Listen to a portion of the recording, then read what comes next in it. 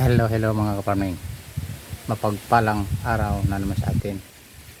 Dito na naman tayo sa ating bahay kubo para patuloy natin sa paglilinis ng ating mga barabakanting lupa sa paligid para pagtataniman, pagpatak na ng tagulan sa darating na mga buwan. Kaya sa araw nito ay medyo mainit pa rin ang panahon. Kaya may break time na tayo at tayo ay may baon na hinog na saging. Yun yung ating merinda at meron tayong isang buko na tayo iinom ng tubo sabaw para tayo ay makakaroon ng lakas sa mga pawis na wala sa atin dahil sa sobrang init ng panahon.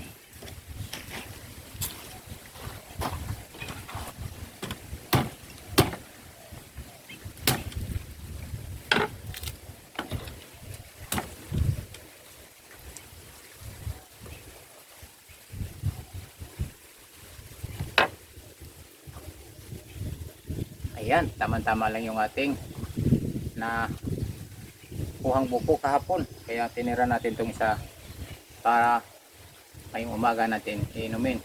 Ang ganda kasi itong sabaw ng buko kapag maaga pa para pampalinis din to sa ating paglalabas ng ating dumi sa katawan.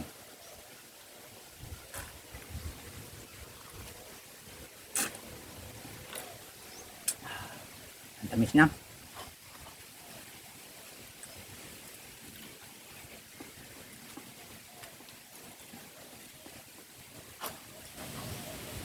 Yun lang yung isa sa mga napakasayang buhay probinsya kapag tayo ay nagpa-farming o naglilinis. Kapag tayo may mga tanim-tanim kagaya ng buko, kapag may bunga, kahit na oras tayo ay nakakain o nakakainom ng kanyang sabaw. Lalong ganito na napakatamis.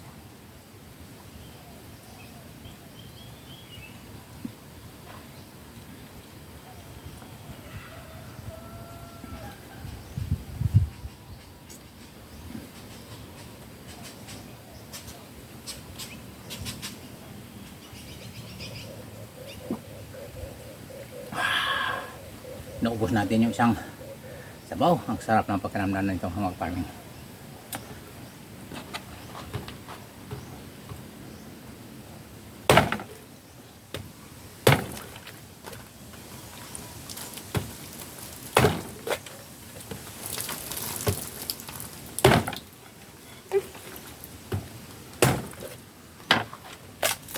Ayan mga kaparming,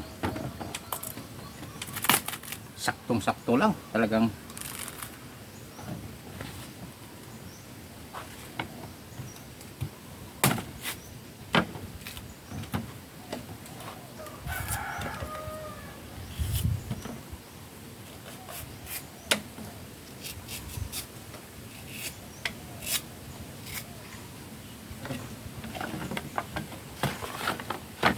Yun yung ating simpleng buhay o masayang buhay probinsya.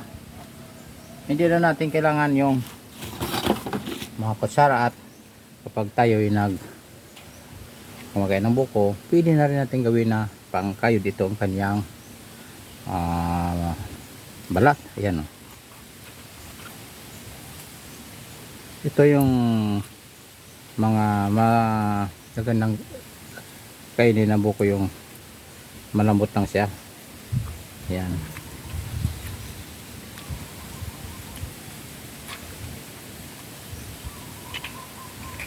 Ayan mga kaparming, kain tayo ng sariwang buko.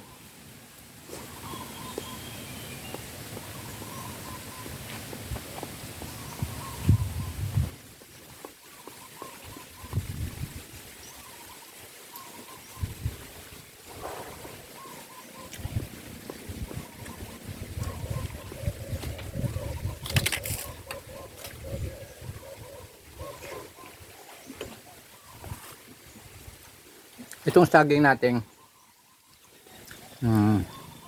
hinog na. Ay, napakatamis ito. Maganda din to na lasing saging. Matamis siya.